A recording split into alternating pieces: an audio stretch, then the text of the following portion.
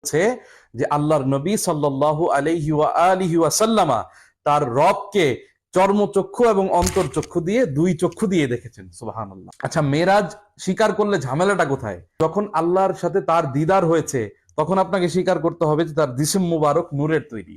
আমাদের নবীর শান ও আজমাত জিকিরকে আল্লাহ নিজে বাড়িয়ে দিয়েছেন, আমরা শুধু সেগুলা বয়ান করি, বাড়ানোর ক্ষমতা আমাদের নাই।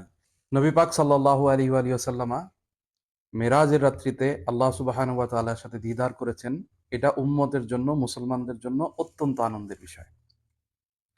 আপনি দেখবেন কিছু মানুষ এটাকে স্বীকার করতে চায় না। মেরাজের রাত্রি আর মেরাজের রাতের ঘটনা কোরআনের পরে আল্লাহর নবীর সবচেয়ে বড় মুজিজা। তার সর্বশ্রেষ্ঠ মুজিজা হচ্ছে কোরআনুল করিম, আর এরপরে আল্লাহ সুবহানাহু ওয়া তাআলা তাকে দিদার দিয়েছেন। এটা হচ্ছে সেকেন্ড হাইয়েস্ট মুজিজা অফ আওয়ার হলি প্রফেট সাল্লাল্লাহু আলাইহি ওয়াসাল্লাম। আল্লাহ পাক পবিত্র কোরআনে ইরশাদ ফরমান